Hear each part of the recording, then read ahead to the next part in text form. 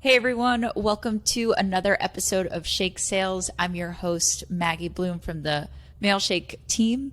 And today we have Luke Ruffing, who is currently a partnerships executive at Builtfirst and the co-founder of the SalesCast podcast. And I'm so excited to talk today because we're going to talk about how you can close deals faster. And Luke is the best person to talk about this. He helps coach our team at Mailshake and is just phenomenal in sales. So Luke, thank you so much for being here. Do you mind taking some time to introduce yourself? Absolutely. Thanks for having me on, Maggie. And you're right, it's not my first time jumping on a podcast, especially a sales one. So yeah, just a little bit of background. I worked my way up from being an inbound SDR to leading an outbound SDR team to being the top inbound AE at Pandadoc for 2 years to actually being the top producer at Pandadoc running outbound motion. So When it comes to speeding up deal cycles and helping make new things transactional, that's, I would say, my strong suit. Yeah, absolutely. And it sounds like from what I just heard, unless I heard it wrong, that you've done both inbound and outbound in your experience there too. Cool. Awesome. That's exactly right. Yeah, which we'll definitely dive into. And yeah, perfect person to talk about this experience and now helping us at our team coaching too. So let's talk about some ways that reps can close deals faster. And I want to start out with this first question of, why does it take so long to close deals? There are a few different things, and there are a bunch of factors playing into it, but I'm curious, what do you typically see that makes a deal drag out or take longer? Yeah, usually for me, it's always been like the lead either, I guess there's a couple different things. The lead needs someone else to be involved. It's not the right timing. So they say like, hey, this would be great, but it's just like something, I bet people are hearing it right now that I want to look at in 2023. So I always say the big thing for me is people, and then just like they have their own timeline in their head. Okay, so you're trying to align to the buyer's timeline, if I'm hearing you correctly. Yeah. Yeah. It's interesting how humans, we make things priorities and pull things forward based on how important it is to us. So I find timing to be kind of nebulous. Like, yes, we'd love to have it live by Q1, and this is something you're going to hear a ton, is, we'll push it to next year. Yeah. Well, what sort of effect does that have, Mr. Prospect, if we wait to implement this till next year? Mm-hmm. And these are some questions you can ask to understand, hey, are they seeing the ROI? Are they seeing the benefit of what we're trying to work with here? So you're absolutely right. Like, priorities and timing are one thing that certainly takes longer to close deals. Another thing I found is authority. Do you ever deal with like a mid or lower level champion in your sales? Yeah, totally. And that's where, like I mentioned, it's, sometimes it's like, oh, I need someone else wrapped up in this deal. And that's what slows it down. Yeah. It's interesting. Deals where you have multiple stakeholders involved close at such a higher percentage. I'm trying to remember what it is, but if you have like 5 or more contacts inside of an account, the close rate goes up like 85% compared to just having a solo champion, because it's so much stickier when you get everybody involved. So there are a couple tactics I'd love to dive into later on how to multi-thread, how to get people involved. But that's something we can certainly touch on. Yeah, for sure. And you bring up a good point. It's like you said that they have more of a likelihood of just closing in general. So not only even closing faster, but just closing in general, because I'm sure this is something we'll talk about too, but I've heard that, stalling or not, kind of creating this timeline or letting deals kind of drag out could just make them ultimately not close when they could have to begin with. Absolutely. But going back to your original question, why does it take so long to close deals? Mm-hmm. From what I've seen, just in my experience, there's different tiers of closers, and what separates the top reps I found from mid-tier or average reps is really preparation. It's like sports. Okay. How well do you prepare for an event, or how well do you prepare for a call, which can help dictate how you perform in that meeting. Got it. So it comes down to the preparation beforehand. And anything specific, like where people miss the mark with preparation? A lot of it's around the research side. So most people, I don't know how you work, but when they see a meeting pop up on their calendar, they say, all right, I'm going to show up to this meeting at 3:00 and we're going to go ask our discovery questions. Not the best experience. It's so interesting, especially today, with how important trust is. And how can you build trust? How can you show credibility in a meeting? And the best way I found to do that is by doing research up front. And it's not just going to their website and saying, hey, this is a SaaS company. You guys have Series B funding. It's digging into their LinkedIn profiles and truly understanding what their role is, what's important to them as a role, and maybe diving into some personal stuff where you can break the ice. Like one small tip and thing I found works really well is going into like volunteer experience on a LinkedIn profile. Okay, cool. I mentioned, hey, you guys worked at a soup kitchen a little while ago. You helped with the YMCA locally. What was that like? And it catches them completely off guard, but it also shows you did your research without just saying, hey, I did my research. Yeah. Small thing to help you prepare. Yeah. And I laughed at the beginning of you talking about that of like, I feel like sometimes, and I've worked with salespeople who are like this at my past companies, where I almost think of sales as like the Wild West or something. Like that people just show up to a call, they wing it, like, and they think that that's going to help them out. And like, I've never been that type of person because I think if I don't prepare before calls, I actually just don't feel confident. It's more of like a confidence thing for me, which hopefully translates into more sales. But, yeah. But I've had other people, and that's a really common thing in sales that people sometimes do. But my next question going off of that, what are some steps, what steps do buyers need to go through to make a purchase? Yeah, every company has a buying process, and it depends on whether or not your champion knows what that buying process is. Okay. If I can give you a quick example, let's say we're talking to a marketing manager who's never bought software before. It's rare, but you get somebody on the phone and they've never bought software before. Yeah. Okay. This is where research comes in handy and knowing your market, your target customer, and your ICP. You can bring that knowledge to the table and help handle objections and remove blockers before they show up. And what I mean by that is typically when I work with marketers, Maggie, what happens next is we actually need to get the VP of marketing involved.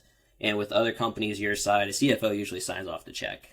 Does that ring a bell? Is there a legal procurement process that you guys have? Because we've seen it with one or two deals, but I don't want to step on any toes if that's not something we deal with for you guys. So again, being preemptive, doing some research, and having relevant customer examples ahead of the call can help remove a couple of objections or a couple blockers before they actually crop up in an email 3 weeks after your initial meeting. They say, hey, we want to go with you guys. Yeah. So it's being more proactive about it and almost educating the buyer about, hey, this is typically what I see happen in these situations. And do you feel like that approach may change depending on if you've identified like that this person maybe had never bought software before? Yeah, a couple of questions you can ask in discovery is like, hey, what was the last thing you purchased? And hey, what was something that you guys brought on board recently? Just kind of testing the waters to see where they're at. Because the last thing you want to do is dive in without any knowledge beforehand. You want to make sure that you have an understanding of where they're sitting before you jump in. Gotcha. Awesome. I love that question because I think sometimes those are the most awkward questions to ask in discovery is like, in my thought, like right when you said that is like, how can I figure out that this person might be new to buying without making them feel like they're new to buying? You know what I mean? Like that they have to feel uncomfortable or this is their first time, because that could have been just a promotion for them and you don't want to talk down to them in a way of like, hey, but you're asking it in a way that's what's something that you purchased recently. So I love it. Yeah. Actually, if I may, have you ever felt awkward asking a question during a sales call? Yes. What was that like? What was it like? I mean, there's always like certain questions that could make me feel uncomfortable. I ended up getting over it, somewhat, unless there was a new question involved. But it was one that like I was testing out for the first time or a way I was asking it for the first time. But yeah, it just kind of felt uncomfortable at first. Yeah, like fear of the unknown, something new, like what's going to happen here. Because not going to lie, or something I deal with is a little bit of imposter syndrome. It's like, okay, we all know I'm asking a sales question here. How's this going to land?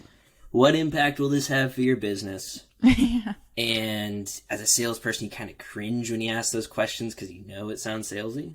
But the amazing thing is, if you're on the other side of the table, and this is something I picked up from Katie Bailey, who's over at Figma. Great coaching session there. But it's not awkward to answer those impact questions. Oh, this would have an impact on our business because our deliverability would go up. We would book more meetings. And if we get more meetings with our current close rate, that's going to lead to more revenue. Wow, we need to get this in place. Yeah. It's those type of questions that can help drive a priority forward, which circles back to being able to push the timeline forward. Yeah. Yeah, absolutely. Like you said, it's not uncomfortable for them to answer those questions. And I think the way that you position in your head too of like, I'm not just asking a question for my own benefit. I'm asking the question to figure out their pain and figure out how relevant it is for them if they actually need my product or service too. So that's always something that's helped me when asking like those awkward impact questions. But we're talking a lot about the buyer. So, and I know this is something I mentioned a little bit before, but I've always been afraid of trying to fit buyers into my timeline as a sales rep. So with this in mind, how can we close deals faster while catering to that buyer? I think it swings back around to understanding priorities and potentially making this a bigger priority for them to solve. So again, we're covering like impact. What does this mean for your business? What does this mean for you? What does this mean for your team? If we can understand those things, and I think that's the point of discovery, it's not necessarily to uncover pain or inflict questions or just be there to interrogate. And so that way we can have an understanding of what they're going through and make sure we're actually catering a solution for them. So if we're worried about fitting buyers into our timeline of sales reps, there's like two buckets you could fall into. There's a compelling event. This is like out of Winning by Design training. So you could have a discount tied to end of month. You could have a promotion. You could have an onboarding that brings them forward a little bit and makes it a compelling reason to buy. But that is seller focused. That is our business first, and we want to fit you into our revenue model. Can work. It has worked for a while, but there's a better way to do it. And that's where discovering a critical event comes in. Okay. So this is where some more question asking can come in really handy. A quick example of that might be, hey, we want to implement your software. Okay. When? Why? How? What events do you have coming up? Oh, we got a QBR starting December 15th. QBR, who's going to be there? Our entire sales team.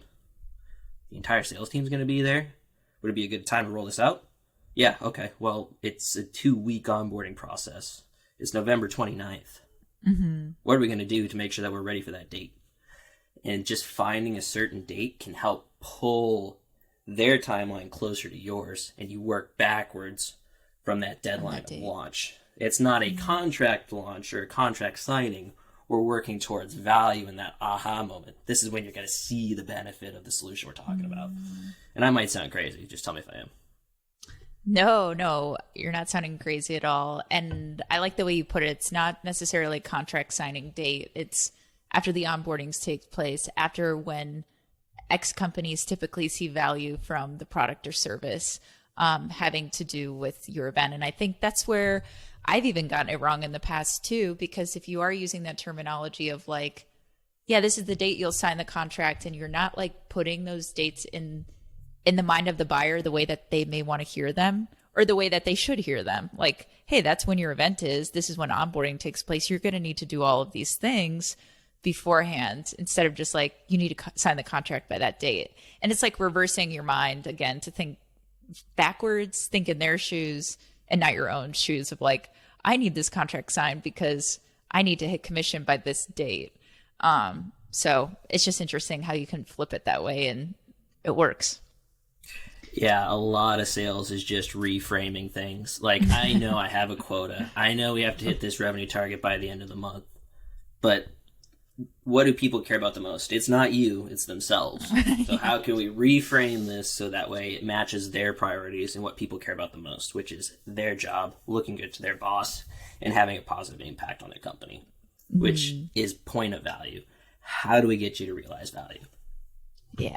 Yeah, absolutely. And you mentioned it, the first thing that you mentioned of, I think you said it was like the compelling timeline, if I'm saying that correctly.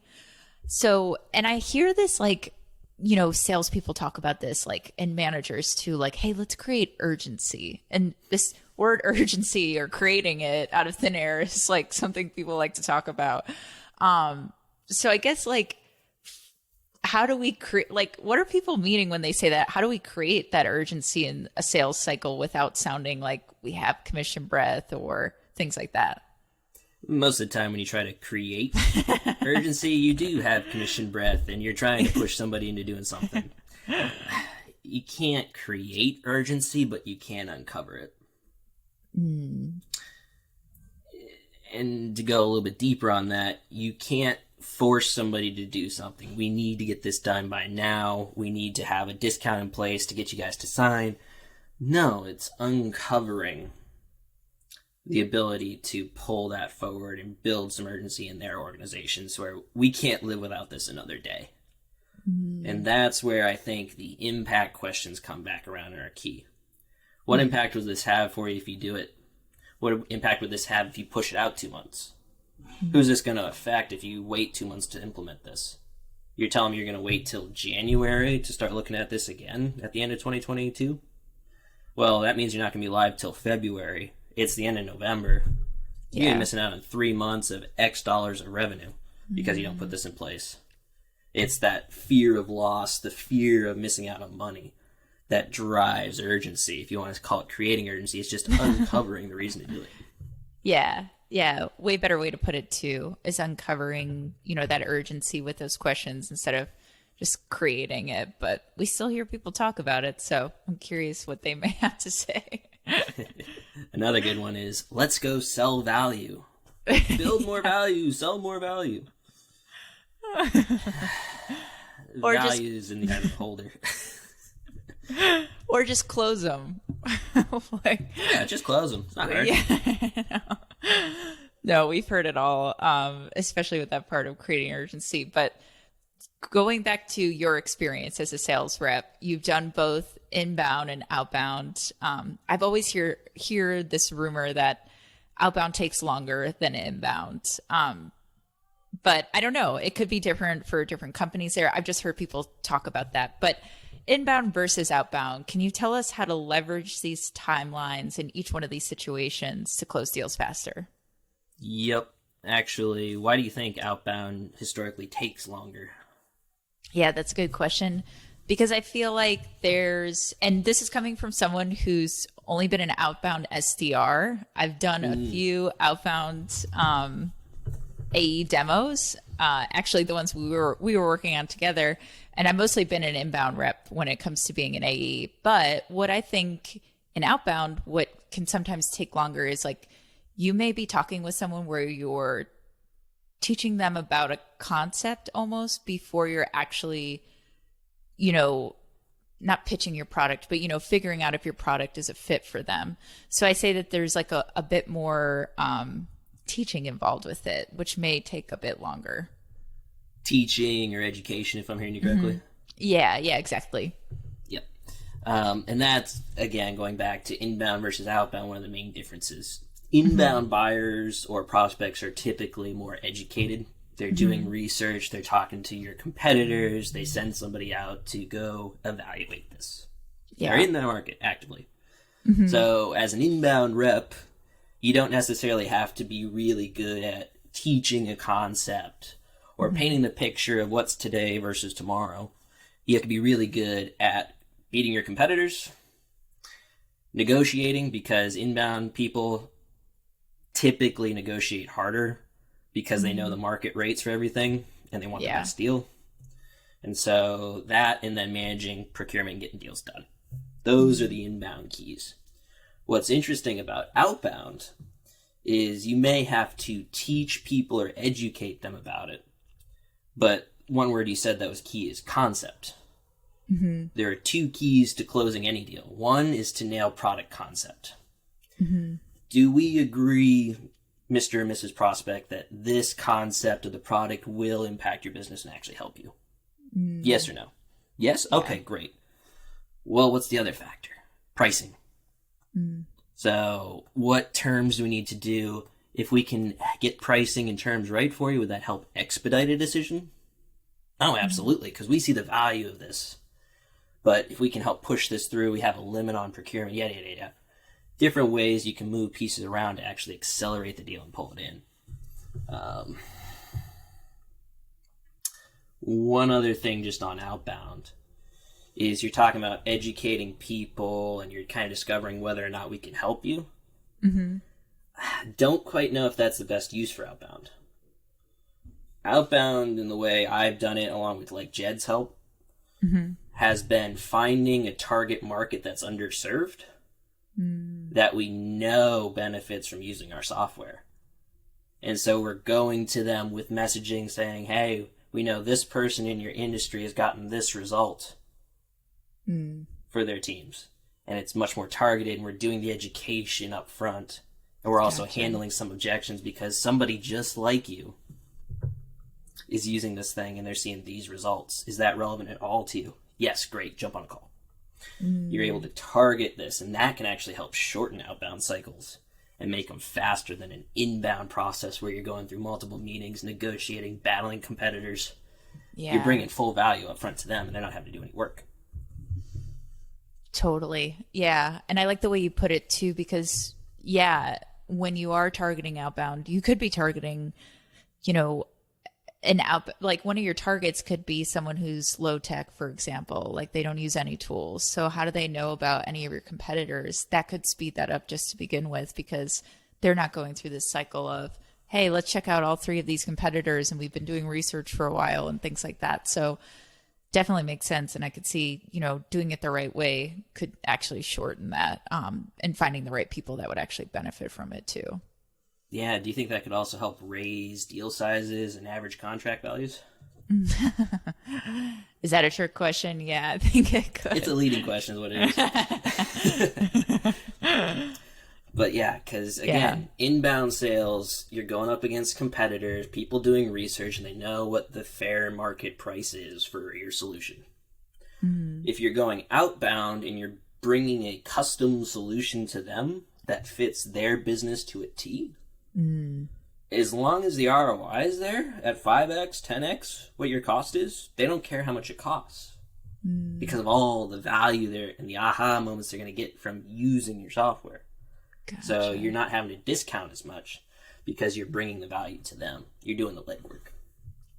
Got it. Wow. I love that way of thinking about it. And now it's making me disagree with the statement that I heard earlier about inbound is faster than outbound. Yeah. It may or may not be faster, but inbound is certainly easier. Don't get me wrong. Outbound's hard. Yeah, definitely. There's just extra levels to it, and and they both have their pros and cons to it. But yeah, I would argue outbound is definitely harder.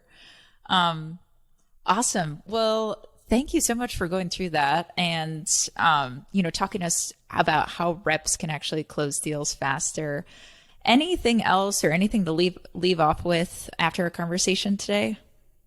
Yeah, the only other thing I can think of that might help accelerate some timelines and help push deals forward outside of what we talked about already is what grinds a deal to a halt at the end. What do prospects throw up at you at the end of a cycle? All sorts of objections. Yeah. We can't move right now. We're going to push till next year. We don't think you guys are big enough. We have to test security. The biggest thing that changed for me going from inbound to outbound and becoming successful at outbound was handling their objections before they came up. And we did that through research before the call and having everything lined up in a sales deck before the meeting. So we showed that we're a big company, we've been around, we've served customers like you, and we pass all the security recommendations and requirements that you're going to have before the end of this. Now we've moved all that part of the sale out of the way. We can focus on, is this the right fit for you? And does it maximize the ROI that you're going to see from it? Shortening that cycle just a little bit more, because you're eventually going to have to answer those questions. Why not handle them up front? Yeah. It sounds like a lot of this is being proactive about it instead of reactive to something that could come up later on too. And that can shorten it itself because you've already gotten all those things out of the way before the end. That's exactly right. And it's so hard to be proactive. You have to be motivated and driven to do it. But if you can, the rewards are huge. Totally. It's like, get out of the Wild West from just showing up to meetings right when they start and doing no research. Awesome. Luke, thanks so much for talking with me today and talking about how reps out there can close deals faster. I end every single episode like this, but where can people find you if they want to learn more or just learn from you? Absolutely. Hit me up on LinkedIn anytime. So Luke Ruffing, I'm on there. And then SalesCast, our own podcast as well. I do it with Jed, who's your coworker, and Max Sikevich. And we go on about stuff like this in short little 15-minute bites, helping you guys pick up tactics that are actionable for prospecting and for closing. Awesome. Yeah, I've listened to their episodes. Really good stuff on there. And it's always good to hear podcasts with banter from three. So, Luke, thanks so much again. And thank you, everyone, for listening to another episode of Shake Sales. We'll see you next time. Thanks so much. Thanks, Maggie. Bye.